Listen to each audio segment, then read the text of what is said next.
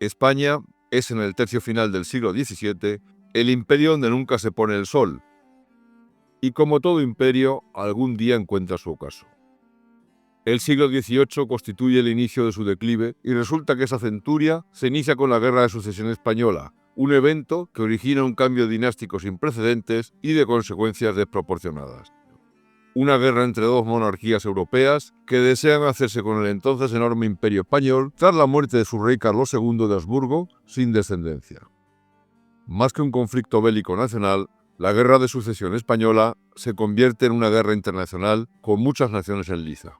Nos trasladaremos hasta el año 1665. En esa fecha, con algo más de 3 años de edad, Carlos II de Habsburgo sucede a su padre Felipe IV de la Casa de Austria en el trono español. El que será el último rey de la Casa de los Habsburgo, Carlos II, tiene graves problemas de salud, como el síndrome de Klinefelter, fruto de tantos matrimonios consanguíneos. Esta enfermedad ocasiona, entre otros problemas, que no pueda tener descendencia y que muera prematuramente en el año 1700. Todas las cortes europeas conocen la fragilidad física que padece el joven monarca hispano. Su muerte, a los 38 años, origina una tremenda crisis sucesoria. Al no haber heredero, dos pretendientes al trono se presentan para tomar la corona, no de cualquier país, sino del entonces imperio de ultramar más importante del mundo. Esta situación de debilidad también resulta la excusa perfecta para intentar apoderarse de los territorios europeos de la monarquía española que durante tanto tiempo habían deseado. Tanto el rey Luis XIV de Francia como el emperador Leopoldo I del Sacro Imperio reclaman derechos a la sucesión de la corona hispana, ya que ambos están casados con infantas españolas, hijas del difunto rey Felipe IV de Habsburgo. El reinante Luis XIV de la dinastía Borbón de Francia, conocido como el Rey Sol, durante todo su reinado había sido el mayor enemigo de la dinastía reinante de España y Austria de los Habsburgo. Sin embargo, en el juego de intereses de la política europea, y saltándose todas las alianzas y enemistades, en secreto, apenas 3 años después de haber sido proclamado rey de España Carlos II, es decir, cuando solo tiene 6 años de edad, el rey francés Luis XIV firma con el emperador Leopoldo I de Austria un acuerdo para repartirse entre ellos dos los territorios españoles en el caso, más que probable, que el endeble rey español fallezca prematuramente sin descendencia. El rey español Carlos II, al que apodan como el hechizado, pese a sus terribles dolencias, sobrevive más años de los esperados y muchos más de los deseados por franceses y austríacos. Después de 2 matrimonios infructuosos, Carlos II, que ha utilizado todo tipo de remedios para conseguir la descendencia que la naturaleza le niega, no logra concebir un heredero al trono. El rey Carlos II es conocedor del apetito que en las grandes monarquías europeas suscitan las grandes posesiones que sus antepasados le han legado. Para proteger su legado, y con la influencia de su madre Mariana de Austria, nombra testamentariamente en 1696 a su sobrino nieto José Fernando de Baviera, de la Casa de los Austrias, como heredero de todos los reinos, estados y señoríos de la monarquía hispánica. Carlos II busca con el nombramiento del vienés que a su muerte no se desmembre el imperio español, para evitar tentaciones territoriales, especialmente de Luis XIV de Francia, intentando mantener con su decisión el frágil equilibrio de poder que ha salido del Tratado de Ryswick del año 1697. En ese tratado de paz, que pone fin a la Guerra de los 9 años, ha enfrentado a Francia con España, Inglaterra, las Provincias Unidas de los Países Bajos y el Sacro Imperio Romano Germánico. Pero, en 1699, el designado como heredero, José Fernando de Baviera, inesperadamente fallece cuando solo cuenta 6 años de edad. Además, un año antes, y como se habían quedado fuera de la herencia que en principio iba destinado al heredero austríaco, Inglaterra, Francia y las Provincias Unidas de los Países Bajos unilateralmente ya se han repartido los territorios europeos de la monarquía hispana, así como los privilegios comerciales con América. En 1700, estos países aliados, y después de la muerte del primer heredero designado por Carlos II, José Fernando de Baviera, entrometiéndose en la política familiar hispana, firman otro nuevo tratado de partición de los territorios, por el que unilateralmente nombran como heredero al trono español al hijo del emperador Leopoldo I, el archiduque Carlos de Austria. Sin embargo, el rey español Carlos II no da validez a ese tratado. En cuanto a los mismos españoles, existen opiniones diversas. Dentro de Castilla hay una fuerte tendencia para ser partidario de los Borbones. En cambio, en Aragón se decantan por los austracistas. A toda esta controversia se suman los tratados de partición de las potencias europeas. Resulta que, anticipándose al problema sucesorio, Francia, Inglaterra y los Países Bajos han firmado 2 tratados a espaldas de España en donde se han repartido sus posesiones europeas. En el segundo tratado en concreto, Francia se intenta quedar con las posesiones italianas de España, así como con la provincia vasca de Guipúzcoa. Sin embargo, todo cambia después de la muerte de José Fernando de Baviera, con el último testamento de Carlos II, el cual se podría resumir diciendo que se busca la unidad de los territorios del Imperio Español.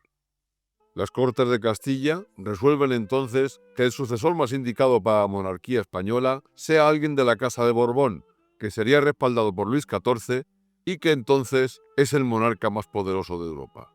Y el único capaz de hacerlo, aunque esto signifique para Francia la ruptura del Tratado de Partición de los Territorios Europeos de España, firmado con Inglaterra y los Países Bajos. El emperador austriaco considera que si se extingue la rama española de la Casa de Austria, su dinastía de los Habsburgo es la heredera legítima del trono español, con todas sus posesiones y privilegios. El rey español Carlos II, muy enfermo, el 3 de octubre de 1700, con la esperanza que el poderoso rey francés Luis XIV evita la división del imperio, nombra mediante testamento a su sobrino nieto Felipe d'Anjou, segundo hijo del Delfín de Francia y por tanto nieto de Luis XIV, como heredero de la corona española. El 1 de noviembre de 1700 fallece el rey español Carlos II. Si bien en 1700 España ya no es la potencia europea predominante, su imperio global todavía incluye los Países Bajos españoles, es decir, Bélgica y Luxemburgo, y grandes partes de Italia y América. Nos encontramos justo al final del siglo XVII.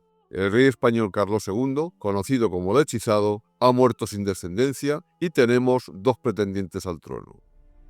Uno es de la Casa de los Austrias, la dinastía reinante en España. Este aspirante también se llama Carlos y es sobrino carnal del rey español Carlos II. Y cómo no, está apoyado por el emperador del Sacro Imperio Romano Germánico, Leopoldo I. El otro aspirante se llama Felipe, es sobrino nieto de Carlos II, es de la Casa Borbón, de la que proceden los reyes de Francia y que por supuesto está respaldado por el rey de Francia. Tras la muerte del rey español Carlos II sin descendencia y tras el último testamento del fallecido rey, los franceses envían a su representante Felipe V a tomar posesión de la corona española en febrero de 1701. Felipe V es proclamado rey en mayo de 1701 con el reconocimiento de todas las monarquías europeas, a excepción del emperador del Sacro Imperio Romano, Leopoldo I de Austria, de la familia de los Habsburgo. Sin embargo, al poco tiempo, cuando Luis XIV reconoce a su nieto en la línea sucesoria francesa, tras su padre el Delfín y de su hermano mayor, provoca en el resto de las monarquías europeas el temor a que la remota posibilidad de la unión de las 2 coronas pueda romper el frágil equilibrio de poder existente en aquellos momentos. Lo que alarma especialmente a Inglaterra y a los Países Bajos es que a los pocos meses del reinado de Felipe V en España, centenares de barcos franceses empiezan a comerciar con puertos de Nueva España y Perú. Automáticamente se abre el comercio entre Francia y las posiciones españolas en América, rompiendo así el monopolio que durante siglos había tenido la Casa de Contratación de Sevilla. Esto provoca que Inglaterra y los Países Bajos firmen entonces una alianza antiborbónica. Así pues, el 7 de septiembre de 1701 se firma el Tratado de La Haya, que da nacimiento a la Gran Alianza, formada por Austria, Inglaterra, Escocia, las Provincias Unidas de los Países Bajos, Prusia, Hannover y la mayoría de los estados alemanes. Esta coalición le declara oficialmente la guerra a Luis XIV de Francia y al nuevo rey Felipe V de España en mayo de 1702. A esta alianza se sumarán Portugal y Saboya en 1703, mientras que por su parte los Borbones obtienen el apoyo de Baviera, Colonia y Mantua. Otras potencias en el continente que se mantendrán al margen de este conflicto son Suecia, Dinamarca, Noruega, Polonia, Lituania, el Imperio Otomano y Rusia. Cada país europeo toma partido en esta guerra de una u otra forma. Apoyando a uno de los 2 bandos, puede decirse que esta va a ser la primera gran guerra europea. De esta manera comienza la Guerra de Sucesión Española, un conflicto armado que durará de 1701 a 1713 y que a grandes rasgos enfrenta de una parte a Castilla, Navarra y Francia, que apoya a la dinastía Borbón, y de otra parte a Aragón, en especial la burguesía y los países de la Gran Alianza, que son partidarios de la Casa de Habsburgo. En este contexto es donde se desarrollan los hechos que hoy nos interesan especialmente. La Guerra de Sucesión Española tiene la complejidad de cualquier gran guerra librada entre dos grupos de aliados, cuyos intereses y ambiciones a veces están en marcado conflicto. Esta guerra se libra en 5 frentes: los Países Bajos, el Rin, el Danubio, el norte de Italia y España, así como en el mar. Es una guerra de considerable movimiento, ya que se lleva a cabo de acuerdo con la concepción estratégica del siglo XVIII, que propugna el uso de maniobras y contramaniobras para contener al enemigo, en lugar de la estrategia napoleónica de atacar a la fuerza principal del enemigo sin importar las pérdidas. Las hostilidades se inician en el norte de Italia. Como el rey de España posee el ducado de Milán y junto con Francia está aliado con varios príncipes italianos, como por ejemplo Víctor Amadeo II de Saboya y Carlos III duque de Mantua, las tropas francesas ocupan casi todo el norte de Italia hasta el lago de Garda. El príncipe Eugenio de Saboya, al mando de las tropas enemigas del emperador austríaco, da comienzo a las hostilidades en 1701, sin declaración de guerra, batiendo al mariscal francés Nicolas Catinat en la batalla de Carpi, así como a su sucesor el mariscal Villeroy en la batalla de Chiari, aunque no consigue tomar Milán por problemas de suministros. En 1702, Felipe V desembarca cerca de Nápoles para pacificar el reino de las dos Sicilias en un mes, tras lo cual reembarca hacia Finale. De ahí va a Milán, siendo recibido con entusiasmo, reuniéndose a principios de julio con el ejército del duque de Vendôme cerca del río Po. La participación inglesa y holandesa en la Gran Alianza se centra especialmente en su contribución naval. La escuadra anglo-holandesa necesita imperiosamente, por mera estrategia comercial y militar, contar con una base que les sirva para sus operaciones marítimas en el Mediterráneo. En agosto de 1702, su primera tentativa es el intento de tomar la ciudad de Cádiz. En la batalla de Cádiz, un ejército aliado anglo-holandés de 14.000 hombres desembarca cerca de esa ciudad en un momento en el que casi no hay tropas en España. Se reúnen a toda prisa, recurriendo incluso a fondos privados de la esposa de Felipe V, la reina María Luisa Gabriela de Saboya, que en el futuro sería conocida afectuosamente por los castellanos como la Saboyana, y del cardenal Luis Fernández Portocarrero. Sorprendentemente, el ejército aliado anglo-holandés es rechazado, triunfando la defensa española. Esta fracasada tentativa aliada pretende sin éxito hacerse con Cádiz y el entorno de Gibraltar. Antes de reembarcar, el 19 de septiembre, las tropas aliadas se dedican al pillaje y al saqueo en el puerto de Santa María y en Rota. Los soldados cometen los más enormes sacrilegios, juntando la rabia de enemigos a la de herejes, porque no se libran de su furor los templos y las sagradas imágenes, lo que hace imposible que Andalucía se subleve contra Felipe V. Otra de las preocupaciones de los aliados es interferir las rutas transatlánticas que comunican España con su imperio en América, especialmente atacando la flota de Indias que transporta metales preciosos y que constituye una de las fuentes fundamentales de ingresos de la hacienda de la monarquía española. Así, en octubre de 1702, las flotas inglesa y holandesa avistan frente a las costas de Galicia a la flota de Indias, que procedente de La Habana, bien escoltada por 23 navíos franceses, se ve obligada a refugiarse en la ría de Vigo. Allí es atacada el 23 de octubre por los barcos aliados durante la batalla de Rande, infligiéndoles importantes pérdidas, aunque la práctica totalidad de la plata es desembarcada a tiempo y puesta a salvo.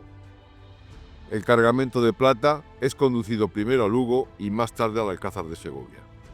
Como consecuencia de la batalla de Vigo, ocurre uno de los principales giros de la guerra. Tiene lugar en el verano de 1703, cuando el entonces Reino de Portugal y el Ducado de Saboya se sumen a los restantes estados aliados que componen el Tratado de La Haya. El duque de Saboya, a pesar de ser el padre de la esposa de Felipe V, firma el Tratado de Turín, y Pedro II de Portugal, que en 1701 ha firmado un tratado de alianza con los Borbones, negocia con los aliados el cambio de bando a cambio de concesiones a costa del Imperio Español en América. como la Colonia del Sacramento, y de obtener ciertas plazas en Extremadura, entre ellas Badajoz, y en Galicia, sobre todo Vigo. La entrada en la Gran Alianza de Saboya y sobre todo de Portugal da un vuelco a las aspiraciones de la Casa de Austria, que ahora ve mucho más cercana la posibilidad de instalar en trono español a uno de sus miembros. Así, el 12 de septiembre de 1703, el emperador Leopoldo I de Austria proclama formalmente a su segundo hijo, el aspirante al trono, archiduque Carlos de Austria, como rey Carlos III de España. El 4 de mayo de 1704, el archiduque Carlos desembarca en Lisboa contando con el favor del rey Pedro II de Portugal. El rey Pedro II de Portugal publica entonces un manifiesto en el que justifica su decisión de retirar su apoyo a Felipe V y cambiar de bando. Poco después, el aspirante denominado Carlos III llega a Lisboa a frente de una flota anglo-holandesa que cuenta con 4.000 soldados ingleses y 2.000 holandeses, a los que suma 20.000 portugueses pagados por las dos potencias marítimas. El archiduque Carlos efectúa un intento de invasión por el Valle del Tajo, en Extremadura, con un ejército anglo-holandés que es rechazado por el ya considerable ejército real español de 40.000 hombres a las órdenes de Felipe V. Posteriormente, este ejército recibirá refuerzos franceses al mando de James Fitzjames, primer duque de Berwick, un brillante general de origen inglés. Por su parte, Inglaterra, que ha apostado por el dominio de los mares desde hace mucho tiempo, en realidad lo que desea es el desgaste de los dos contendientes, así como el reparto de los territorios españoles para poder obtener puntos estratégicos para su comercio, así como obtener los máximos beneficios. En 1704, George Rooke y Jorge de Darmstadt llevan a cabo el desembarco de Barcelona. Una empresa que se convierte en fracaso debido a que las instituciones catalanas, a pesar de tener simpatías por la causa austracista, no encabezan ninguna rebelión. Sin embargo, de regreso, la flota entonces, buscando esa anhelada base en el Mediterráneo, se dirige a la ciudad francesa de Niza y posteriormente pone rumbo a Lisboa, su lugar de partida y donde el archiduque Carlos ha instalado su cuartel general. A finales de julio, frente a la costa de Tetuán, el almirante inglés George Rooke, el príncipe alemán Jorge de Hesse-Darmstadt y otros mandos de la flota deciden atacar Gibraltar, una de las plazas previstas, fieles a los Borbones, para instalar ahí la anhelada base naval en caso de que fallara el asedio a Barcelona. La ciudad de Gibraltar está defendida por tan solo 500 hombres, al mando del sargento mayor Diego de Salina, de los cuales tan solo 100 son soldados y el resto milicianos. La plaza de Gibraltar cuenta con unas escasas 100 piezas de artillería, en su mayor parte antiguas, de la época de Carlos V, las cuales no están por tanto en el mejor estado de conservación. Esta situación de casi indefensión de la plaza de Gibraltar está ocasionada porque el ejército Borbón, aún consciente de la precariedad de las defensas, está concentrado en la protección de Cádiz y la frontera con Portugal, por lo que esta zona es la que se lleva a la mayor parte de las tropas andaluzas. El 1 de agosto de 1704, 61 navíos con 4.000 cañones, al mando del almirante Rooke y del príncipe alemán Darmstadt, con 10.000 hombres y apoyada por un batallón de 350 soldados aragoneses austracistas, entran en la bahía de Algeciras, situándose frente a Gibraltar. Cuando las condiciones climáticas lo permiten, comienza el bombardeo, y unos 10.000 soldados al mando del príncipe alemán Jorge de Hesse-Darmstadt desembarcan, situándose sin demasiados problemas en las inmediaciones de la ciudad. Los aliados envían 2 cartas a la ciudad de Gibraltar, una de ellas firmada por el mismo archiduque Carlos en Lisboa el 5 de mayo, y otra del príncipe Hesse-Darmstadt, instando a las autoridades gibraltareñas a reconocer al archiduque como legítimo heredero al trono español. El sargento mayor Diego Salinas, el alcalde mayor Cayo Antonio Prieto y todo el cabildo, por carta al campamento aliado, contestan indicando su fidelidad a Felipe V y su intención de resistir. El viernes 2 de agosto, después de instar los aliados a una rendición inmediata e incondicional, y esta no producirse, comienzan los terribles bombardeos. Tras un duro asedio, masivos ataques terrestres y con más de 14.000 proyectiles lanzados, y en especial, según algunos autores, la toma de rehenes y el temor de la ciudadanía a las tropelías anglo-holandesas, tal y como había ocurrido un par de años antes en la fallida toma de Cádiz. Estas condiciones hacen inevitable que el día 4 de agosto de 1704 el Cabildo de Gibraltar acepte las condiciones de rendición del legado del archiduque Carlos de Austria. Los 5.000 habitantes con los que cuenta la ciudad, al día siguiente, inician un éxodo forzado, especialmente a los cercanos pueblos de los barrios Algeciras y San Roque, lo que constituye una clara limpieza étnica que ya apunta a una manifiesta intención de permanencia en la roca. Tan solo unos 60 lugareños permanecen en ella, los cuales con el tiempo serán expulsados. Se iza el estandarte del archiduque Carlos, ya autoproclamado en Lisboa como Carlos III de España, mientras el príncipe alemán Dastad, legado del archiduque, asume el cargo de gobernador. A los pocos días de la conquista anglo-holandesa, una flota francesa realiza un fallido intento de reconquista de Gibraltar, el primero de muchos que se hacen a lo largo de la Guerra de Sucesión. Efectivamente, una flota francesa al mando del conde de Toulouse intenta recuperar Gibraltar pocas semanas después, enfrentándose a la flota anglo-holandesa al mando de Rooke, el 24 de agosto a la altura de Vélez Málaga. La batalla naval de Málaga es una de las mayores de la guerra, dura 13 horas, pero al amanecer del día siguiente la flota francesa se retira, por lo que Gibraltar continúa en manos de los aliados. Así que finalmente consiguen lo que habían venido buscando desde el fracaso de la toma de Cádiz en agosto de 1702, una base naval para las operaciones en el Mediterráneo de las flotas inglesa y holandesa. Una vez la plaza está más o menos asegurada, los ingleses, de forma unilateral y traicionando a sus aliados y a unos pocos españoles partidarios del archiduque austríaco, deciden apropiarse de Gibraltar, engañando y traicionando a los aliados. Para hacer realidad sus planes, la reina Ana de Inglaterra, traicionera y premeditadamente, pone en marcha un plan para apropiarse del peñón. Ella pretende apropiarse de Gibraltar, arrebatándosela a su protegido, el pretendiente de los Austrias, el archiduque Carlos. Para lo cual, en octubre de 1705, los ingleses dan la orden de expulsar de Gibraltar a la poca población civil española que aún quedaba. En 1706, los ingleses proclaman a Gibraltar como nuevo puerto franco inglés. En 1707, la reina de Inglaterra nombra al general británico Roger Elliot gobernador de Gibraltar. En cuanto al desarrollo de la Guerra de Sucesión, el 25 de abril de 1707 en Almansa, actual provincia de Albacete, en los límites entre Valencia, Alicante y Murcia, se produce el enfrentamiento entre las tropas de Felipe V de Anjou, mandadas por el duque de Berwick, que derrotan a las del archiduque Carlos de Austria, comandadas por Henry de Massue y el marqués de As Minas. Finalmente, en Gibraltar, en 1711, los ingleses expulsan a todas las tropas extranjeras del Peñón, quedando tan solo los militares británicos a cargo de Gibraltar. Este paso constituye de facto la apropiación definitiva de Gibraltar por la corona británica. De esta forma tan ruin consiguen los ingleses su anhelada base de operaciones en el Mediterráneo. Es decir, gane o pierda el archiduque Carlos la Guerra de Sucesión española, Gibraltar será inglés. Con este robo a traición, los británicos consiguen un objetivo largamente buscado para controlar el acceso marítimo al Mediterráneo. En el mismo mes en el que se produce la toma de Gibraltar, los aliados consiguen en la batalla de Blenheim, en Baviera, una de las mayores y más decisivas victorias de la guerra. En la batalla que tiene lugar el 13 de agosto de 1704, se enfrentan un ejército franco-bávaro de 56.000 hombres al mando del conde Marsan y de Maximiliano II de Baviera, y un ejército aliado compuesto por 67.000 soldados imperiales, ingleses y holandeses al mando del duque de Marlborough. El combate dura 15 largas horas, al final del cual el ejército borbónico sufre una derrota total. Tiene 34.000 bajas y 14.000 soldados son hechos prisioneros. Los aliados, por su parte, pierden 14.000 hombres entre muertos y heridos.